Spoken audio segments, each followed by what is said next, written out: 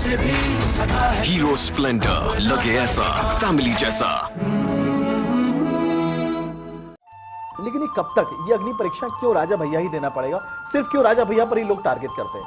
इसलिए क्योंकि आप बहुत ज्यादा पॉपुलर हो रहे हैं या आप झुक नहीं रहे, इस वजह से लोग आपके पीछे? क्यों टारगेट करते हैं ये तो हम नहीं कह सकते, लेकिन हाँ, जब कोई अपराध नहीं किया है, कोई गलत नहीं किया है, तो न मन में कोई कमजोरी रहती है, न कोई अपराध बोध रहता। ऐसे मौके पे जब सबके घरों की कुर्कियां हो रही थी, सबके करियर्स तक चौपट हो रहे थे, आपने उसमें अपना साथ दिया पूरी तरीके से और अपने एथिक्स के साथ समझौता नहीं किया। ऐसे वक्त से, उस समय से लेकर के आज तक पे जो हम सबसे जो आखिरी घटनाक्रम हुआ जिसमें से आप अग्नि परीक्षा से निकले, परिवार आपका कैसे? जब हमारे बच्चे से मिलने आए तो वो रो करके ये कहने लगे, तो हमने कहा तुम इतना विश्वास रखो कि जिस भी कारण से मैं जेल में हूँ, मैंने कुछ गलत नहीं किया। इतना ज़्यादा वो चीज़ बढ़ी कि अपनी पुत्री का एडमिशन हमको उस विद्यालय से निकाल करके दूसरे विद्यालय में कराना पड़ा। देखिए खास बात, यूपी के वरिष्ठ कैबिनेट मंत्री रघुराज प्रताप सिंह के साथ रविवार शाम 6 बजे सिर्फ चैनल 1 न्यूज पर।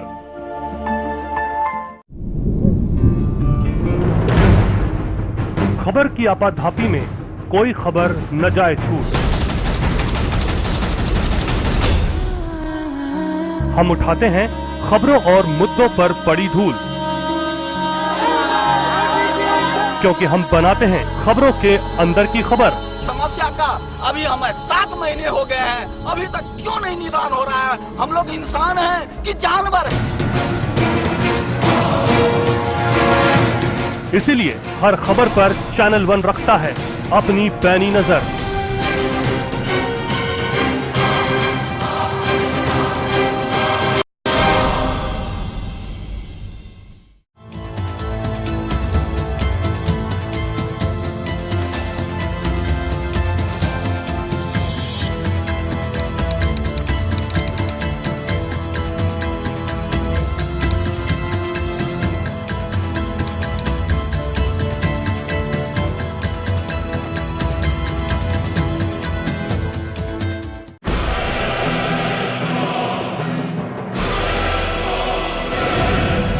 राजनीति के बदलते चेहरे,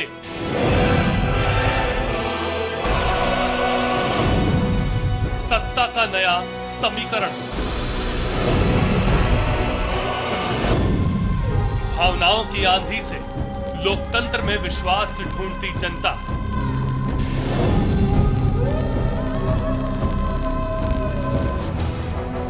खबर की असल हकीकत पर जिम्मेदारी की साथ हर खबर है यहां खास, क्योंकि हर खबर पर है हमारी पैनी नजर। हम हैं चैनल 1 न्यूज, खबरों का 1 नंबर चैनल।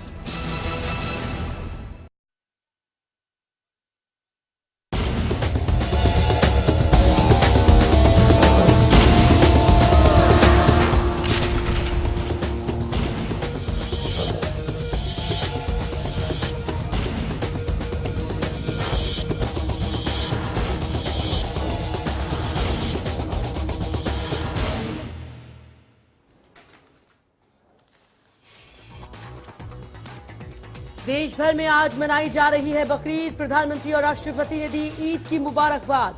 सुरक्षा व्यवस्था के कड़े इंतजाम। भारतीय सीमा पर नहीं थम रही नापाक हरकतें। पाकिस्तान ने फिर की फायरिंग। पुंछ में गोलाबारी में एक जवान शहीद।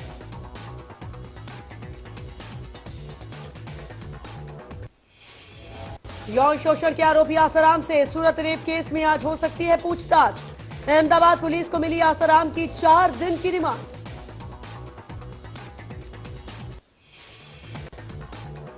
एमपी के सत्ता में योग गुरु बाबा रामदेव का विरोध। कांग्रेसी कार्यकर्ताओं ने दिखाए काले झंडे। और ऑस्ट्रेलिया के खिलाफ भारत का दूसरा वनडे आज जयपुर में होगा मैच। टीम इंडिया पर जीत का दबाव।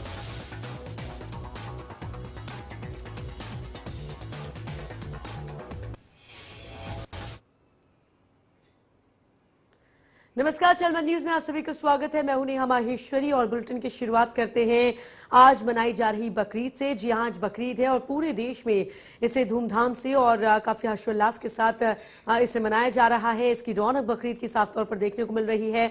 बाजारों में खरीदारी के लिए तमाम महिलाएं पहुंची और खासी रौनक जहां बाजारों में देखने को मिली बकरीद से पहले। वहीं आपको बताते चले कि आज बकरीद के दिन खास नमाज है वो भी अता की गई। और फिलहाल आपको बताते चले कि अपने गुनाहों को माफ करने के लिए और प्रेम का संदेश देने के लिए जो मुस्लिम भाई हैं वो बकरीद का त्योहार धूमधाम से मनाते हैं।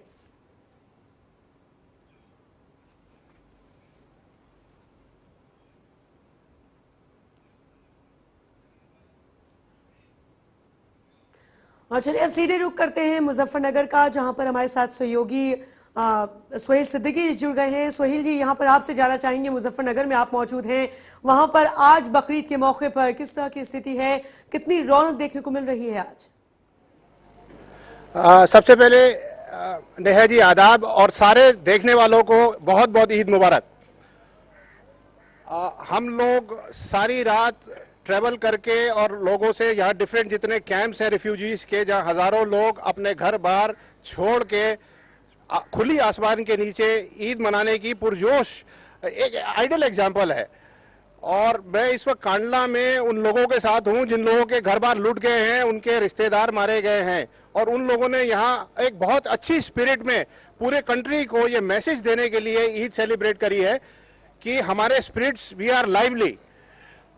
तो रास्ते के और जो बाकी लोगों से बात करी है उससे मुझे एक मैसेज ये मिला कि एडमिनिस्ट्रेशन ने पूरे 300 किलोमीटर के हमारे सफर में कहीं भी कोई पुलिस चेक पोस्ट नहीं है, कोई इंतजाम नहीं है कि मुजफ्फरनगर जैसा जहां ऑलरेडी अभी इतना टेंस एटमॉस्फेयर चल रहा है जी, वहां पे पुलिस चेक पोस्ट रात को पुलिस वाले एक आदमी पे छोड़ के सो रहे हैं।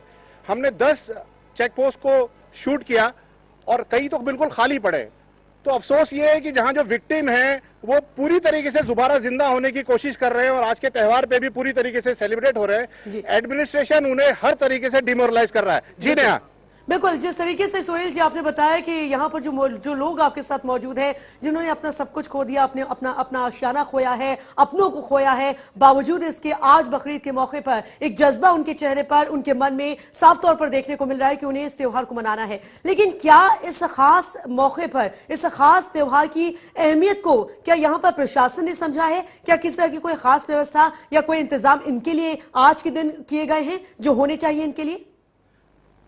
नहीं, ये इंतजामात लोकल जो लोग हैं यहाँ स्पेशल सारी रात लग के 40 क्विंटल दूध की मिठाइयाँ बनी, शीर बनती है ईद के दिन, एक सेवैयाँ की जी, वो बनी, सबको डिस्ट्रीब्यूट होने के लिए सुबह यहाँ कुर्बानी हुई। यहाँ पिछले 1.5 महीने से ऑन एवरेज रोज 1 लाख रुपए तक का खाना जो है लोग खा रहे हैं।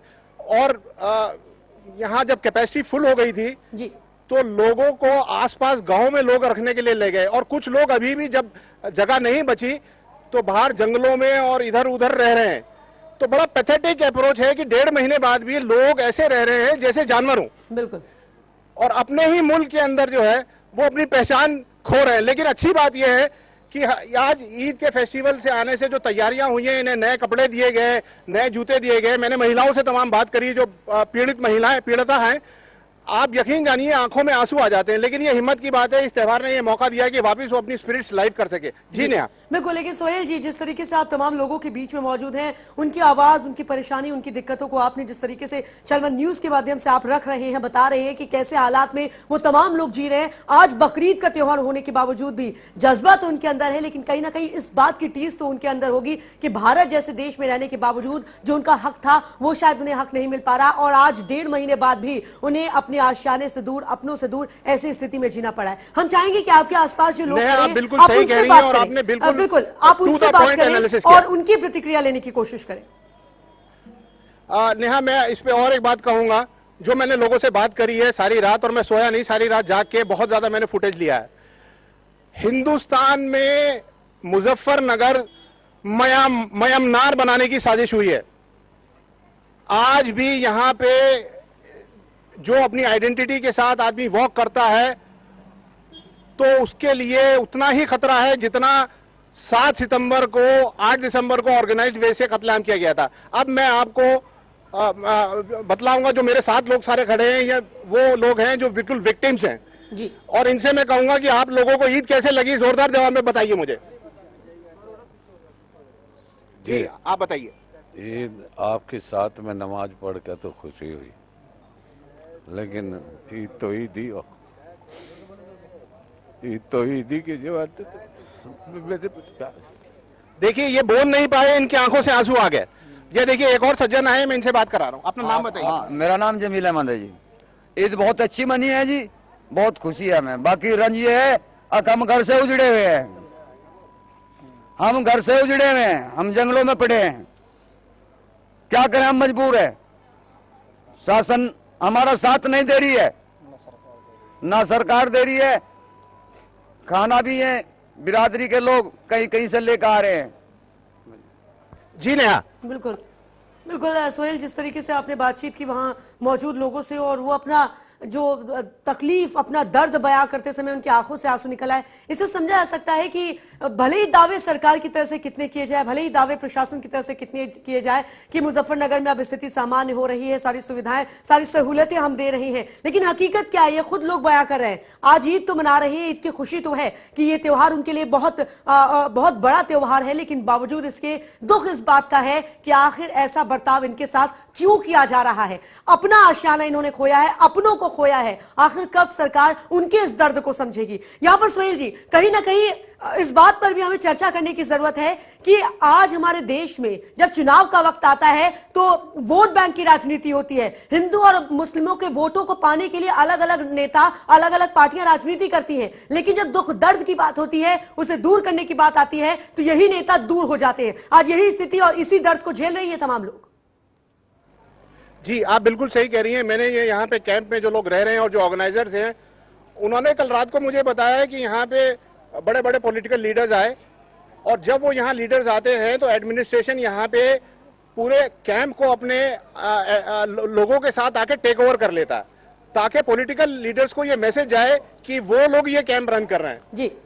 और 3 बार यहाँ बड़े पॉलिटिकल लीडर्स आए हैं, तीनों बार ऐसा हुआ है। बाकी 1.5 महीने के अंदर ये सारे नौजवान लोग 24 घंटे में 23 घंटे जाके यहाँ सेवा कर रहे हैं। मैं एक और बात आपको बताना चाहूंगा जी। कैंप के अंदर 100 बच्चियों की शादी कराई है इन लोगों ने, और कैंप के अंदर 32 डिलीवरीज हुई हैं। कल रात को 2 महिलाओं ने डिलीवरी दी तो उनको ईद मुबारक हो गई।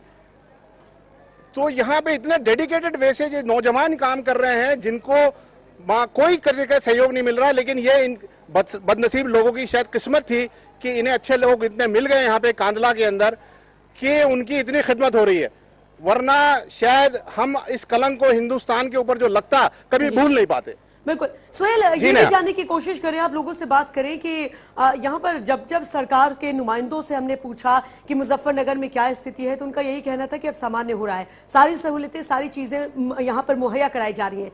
यहाँ किस माहौल में वो जी रहे हैं, कैसे अपना एक एक दिन काट रहे हैं, कहां से इंतजाम होता है खाने पीने की चीजों का, और अभी तक कितने नेता उनसे मिलने आए, कितने सरकार के जो नुमाइंदे हैं उन्होंने आश्वासन दिया उनकी दिक्कतों को दूर करने के लिए। इन चीजों को लेकर भी जरा सवाल पूछे आप उनसे। देखिए हमारे ऑफिस से ये पूछा जा रहा है कि यहाँ पे जो मुजफ्फरनगर के मुतासरीन रह रहे हैं, आप लोग रह रहे हैं, तो यहाँ पे आप लोगों को एडमिनिस्ट्रेशन कितनी मदद कर रहा है और आप लोगों का खाने पीने का कैसे इंतजाम होता है, और क्या आप लोग जो हैं वो यहाँ से मैसेज देना चाहेंगे? जी सर, खाने पीने की बात तो ये है कि जब यहाँ पे ये लोग आए थे तो यहाँ के जो शहर के आसपास के देहात के जो लोग हैं उन्हीं लोगों ने इन लोगों की मदद की है।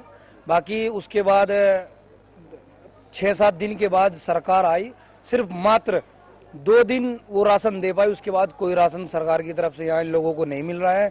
बाकी आप देख रहे हैं इधर ये डिलीवरी के लिए जो महिलाएं लेटी हुई हैं, इनको बच्चे हुए हैं, यहाँ पे एक सरकारी कैंप लगा हुआ था हॉस्पिटल की तरफ से, वो भी नहीं है, कभी आते हैं कभी चले जाते हैं, यानी कि इन लोगों का कोई ट्रीटमेंट नहीं हो रहा है, ना कोई इन लोगों का ख्याल रखा जा रहा है किसी तरीके से। अभी जैसे ईद की बात है, ईद का मामला तो तब होता है, खुशी तब होती है जब आदमी का घर परिवार भाई बहन सब लोग इकट्ठे हों। किसी का बाप मरा है, किसी का भाई मरा है, किसी की बीवी मरी है, किसी की बहन मरी है, तो उन लोगों की क्या ईद होगी? ये मजबूरी है और हम लोगों में ईद की नमाज फर्ज है, कुर्बानी फर्ज है, तो इसलिए करना पड़ रहा है। नहीं तो ये सब आप समझ रहे हैं ना, मतलब आप ऐसी पोजीशन में कौन ईद मनाएगा? जी नेहा, बिल्कुल आप बिल्कुल सोहेल, बिल्कुल जिस तरीके से आपने इनसे बात की और जो उन्होंने बात की बिल्कुल सही कही है कि फ़र्ज़ होता है ईद की नमाज अदा करना और जिस तरीके से कुर्बानी देना, बकरीद के त्यौहार को मनाना, वो अपना फ़र्ज़ निभा रही हैं। लेकिन ये बहुत मुश्किल और बहुत कहीं ना कहीं दुख देने वाला इस वक्त ये वक्त है उनके लिए, क्योंकि इन्होंने अपनों को खोया और अपने को खोने के बीच में भी ये बकरीद जैसे त्यौहार को मना रहे हैं। बहुत बहुत शुक्रिया सोहेल, आप मुजफ्फरनगर गए, आपने वहाँ पर लोगों की राय चैनल न्यूज़ के माध्यम से हमारे दर्शकों के सामने रखी कि आखिर वाकई में असली हकीकत और क्या सच्चाई है मुजफ्फरनगर की, जहां पर ये पीड़ित रह रहे हैं और किस हालात में रह रहे हैं। बहुत बहुत शुक्रिया आपका। तो चलिए अब आगे बढ़ते हैं और बात कर लेते हैं पाकिस्तान की, जहां पर ये नापाक हरकत पाकिस्तान ने एक बार फिर से की है। दरअसल पुंछ जिले के कई सेक्टरों में एक साथ गोलीबारी कर घुसपैठ करवाने में नाकाम रहने के बाद पाकिस्तानी सेना ने शाम को बालाकोट सेक्टर की MST पंजनी पोस्ट पर रॉकेट और मोर्टार से हमला किया। आपको बता दें कि इसमें सेना का एक लांस नायक शहीद और 4 अन्य जवान घायल हुए हैं। पोस्ट को भी काफी नुकसान पहुंचा है। भारत ने भी जवाबी कार्रवाई की। देर रात तक सीमा पर गोलाबारी जारी रही। इस गोलीबारी की आड़ में पाकिस्तानियों ने घुसपैठियों को भारतीय क्षेत्र में घुसाने की कोशिश की, जिसे सीमा पर तैनात जवानों ने देख लिया। भारत की जवाबी कार्रवाई के बाद घुसपैठिए वापस भाग गए, लेकिन सीमा पार से गोलीबारी लगातार जारी रही।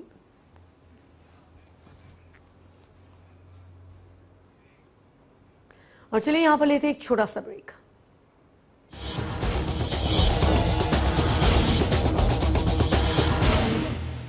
बिजनेस के लिए क्या अच्छा है, किसको फोन करना है, किसको पार्टनर बनाना है, ये सब जानते हैं। लेकिन जब सर्विस टैक्स की बात होती है तो बिल्कुल ही अनजान। क्या क्या बात कर रहे हैं?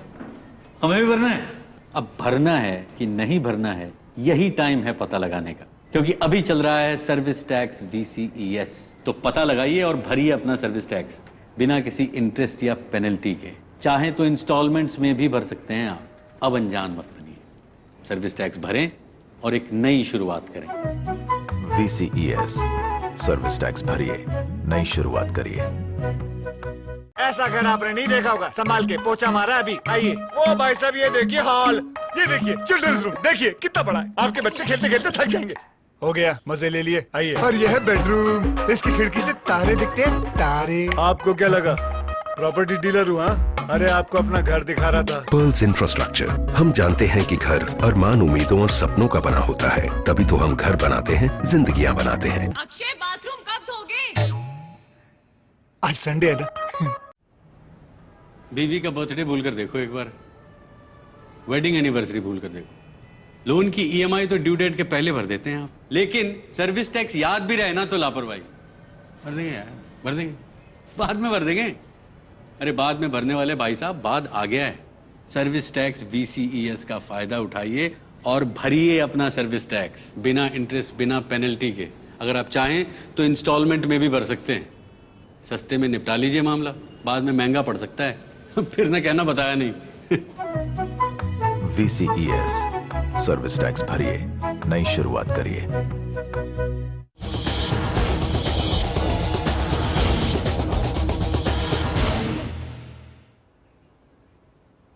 तो ब्रेक के बाद आपका एक बार फिर से स्वागत है। इस वक्त एक बड़ी खबर निकलकर सामने आ रही है। आपको बताया चले कि आसाराम से जुड़ी ये बड़ी खबर है। दरअसल दिल्ली में आसाराम के आश्रम पर छापेमारी की कार्रवाई की गई है। दरअसल ये छापेमारी की कार्रवाई नारायण साईं की तलाश में की गई है और यही वजह है कि दिल्ली में आसाराम के ठिकानों पर, आसाराम के आश्रम में छापेमारी हुई है।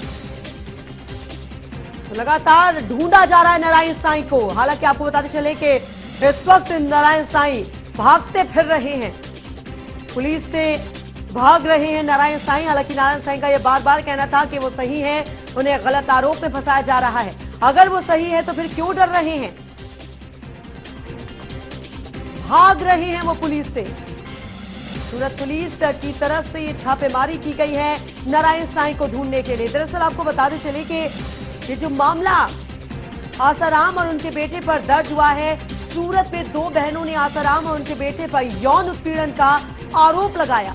आसाराम को तो 4 दिन की रिमांड पर इसी केस में भेज दिया गया है, लेकिन अब फिलहाल नारायण साईं को ढूंढा जा रहा है क्योंकि कई दिनों से वो गायब हैं, छुपे हुए हैं, पुलिस से बच रहे हैं। और जमानत के लिए बाकायदा नारायण साईं के वकील की तरफ से एक अग्रिम जमानत भी कोर्ट में दाखिल की गई थी, जिसे फिलहाल जिसकी सुनवाई 17 अक्टूबर तक के लिए टाली गई है। तो रियायत नहीं मिली है नारायण साईं को, लेकिन अभी वो सबके सामने नहीं आ रहे। और यहाँ पर पुलिस को शक था कि शायद दिल्ली के आश्रम में नारायण साईं छुपे हो सकते हैं, और यही वजह है कि आज ये छापेमारी की कार्रवाई की।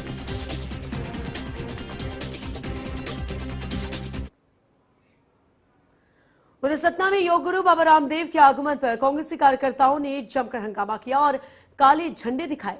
वहीं मौके पर पहुंचे बजरंग दल के कार्यकर्ताओं और कांग्रेसियों के बीच जमकर झड़प हुई। दोनों ही पार्टी के कार्यकर्ता एक दूसरे से भिड़ और आपस में लात घूंसे और लाठियों से मारपीट करने लगे। बाबा रामदेव के सतना के सर्किट हाउस के निकलने के दौरान ये जमकर हंगामा हुआ। दरअसल आज बाबा रामदेव का कार्यक्रम सतना के गांधी स्टेडियम में होना है, जिसकी तैयारियों में बाबा रामदेव और कार्यकर्ता लगे हुए थे।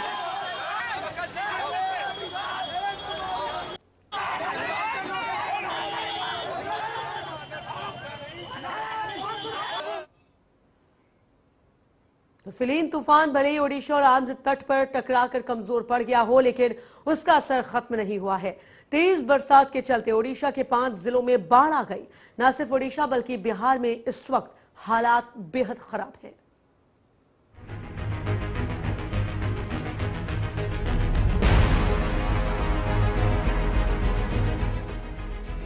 फिलिन का असर बरकरार। ओडिशा के 5 जिलों में बाढ़, बिहार में भी बाढ़ का कहर। ओडिशा और आंध्र तट से टकराकर कमजोर पड़ा फिलिन अब भी कहर बरपा रहा है। ओडिशा के 5 जिले भद्रक, क्योंझर, बालासोर, जाजपुर और मयूरभंज बाढ़ की चपेट में है। लगातार बारिश सितम पे सितम ढा रही है। ओडिशा में हुई भारी बारिश से बालेश्वर और मयूरभंज जिलों में 2.5 लाख से ज्यादा लोग बाढ़ से घिरे हैं। बिजली, पानी, भोजन और दूरसंचार सेवाएं ठप हो गई हैं। राहत और बचाव के काम में एनडीआरएफ के अलावा सेना की मदद ली जा रही है। सूत्रों की माने तो करीब 3000 बाढ़ पीड़ितों को सुरक्षित जगहों पर भेजा जा चुका है। बंगाल की खाड़ी में उठे भयंकर चक्रवाती तूफान फिलिन ने शनिवार रात राज्य के गंजम जिले के गोपालपुर से टकराने के बाद कई तटीय जिलों में भारी तबाही मचाई। तूफान में सबसे ज्यादा तबाही गंजम, पुरी, खोरधा एवं गजपति जिलों में मचाई। राज्य में अभी तक इन दोनों आपदाओं से 1.2 करोड़ से ज्यादा लोग प्रभावित हुए हैं, जबकि मरने वालों की संख्या 25 पहुंच गई है। ओडिशा के अलावा पूर्वी उत्तर प्रदेश, बिहार और पश्चिम बंगाल में फिलिन के चलते भारी बारिश हो रही है, लेकिन बिहार में फिलिन का सबसे ज्यादा असर दिख रहा है। लगातार हो रही बारिश से कोसी और गंडक नदी उफान पर है। बेगूसराय, पूर्णिया, खगड़िया, मुजफ्फरपुर, कटिहार और वैशाली में पिछले 24 घंटे से भारी बारिश जारी है। पटना में भारी बारिश से कई इलाकों में जल जमाव हो गया है। वहीं मौसम विभाग की माने तो अगले 3 दिन तक बिहार के कई इलाकों में रुक रुक कर भारी बारिश होगी। राज्य सरकार ने भारी बारिश की संभावना को देखते हुए प्रदेश भर में हाई अलर्ट जारी किया है। साथ ही एनडीआरएफ की टीमें पूरी तरह से मुस्तैद हैं। फिलिन के खतरे को देखते हुए 6 राज्य अलर्ट पर हैं। ऐसे में अब देखना यह होगा कि इस प्राकृतिक आपदा से सरकारें किस तरह निपटती हैं। ब्यूरो रिपोर्ट के साथ वंदना त्यागी, चैनल 1 न्यूज। और फिलहाल इस बीच एक बड़ी खबर निकल कर सामने आ रही है। कोल घोटाले से जुड़ी हुई ये बड़ी खबर है। दरअसल कल सीबीआई ने पूर्व कोयला सचिव के खिलाफ एफआईआर दर्ज की थी और अब एक अंग्रेजी अखबार के हवाले से खबर निकलकर सामने आई है कि सीबीआई ठीक से जांच नहीं कर रही। ये कहना है पारेख का। मुझ पर केस अगर दर्ज हुआ है तो फिर पीएम पर भी केस दर्ज होना चाहिए। अंतिम फैसला पीएम ने लिया था, ये कहना है पूर्व मुख्य कोयला सचिव पीसी पारेख का। तो पूर्व कोयला सचिव पीसी पारेख की हम बात कर रहे हैं, जिनके खिलाफ कल ही सीबीआई ने केस दर्ज किया, एफआईआर दर्ज की और अब एफआईआर दर्ज होने के बाद पारेख की तरफ से जवाब आया, जिसमें उन्होंने कहा कि सीबीआई ने ठीक से जांच नहीं की। उनका कहना है कि अगर मुझ पर केस दर्ज होगा तो फिर पीएम पर भी केस दर्ज होना चाहिए, क्योंकि उनके मुताबिक अंतिम फैसला प्रधानमंत्री ने लिया था। तो पारेख के खिलाफ जो कानूनी कार्रवाई सीबीआई की तरफ से की गई, उसके बाद पारेख ने अपना जवाब दिया है। पीसी पारेख जो कि पूर्व कोयला सचिव थे और इस पूरे मामले में उनका नाम भी निकलकर सामने आ रहा है। इसी के तहत सीबीआई की तरफ से एफआईआर दर्ज की गई। अब पारेख की तरफ से ये मांग की गई है, ये बात तक की गई है कि अगर मुझ पर कार्रवाई हो रही है तो फिर पीएम को क्यों छोड़ा जा रहा है। पीएम के भी ऊपर, पीएम के खिलाफ भी ये कार्रवाई होनी चाहिए, क्योंकि अंतिम फैसला, आखिरी फैसला जो इस पूरे केस में लिया गया है, वो पूरा और अहम फैसला प्रधानमंत्री की तरफ से लिया गया था। तो अंग्रेजी अखबार के हवाले से ये बड़ी खबर निकलकर सामने आ रही है। पीसी पारेख का बयान आया है और पीसी पारेख ने अपने बयान में सीधे तौर पर प्रधानमंत्री पर उंगली उठाई है। उनकी माने तो सीधे तौर पर उनका कहना है कि अगर मुझ पर कार्रवाई हो रही है तो फिर प्रधानमंत्री पर भी कार्रवाई होनी चाहिए, क्योंकि अंतिम फैसला उन्होंने ही लिया था।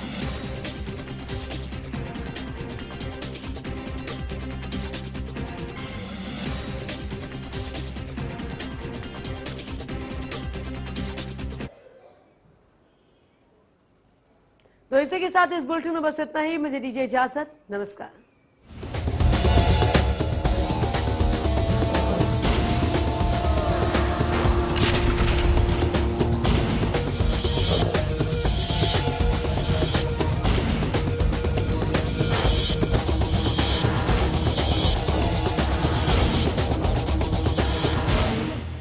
बिजनेस के लिए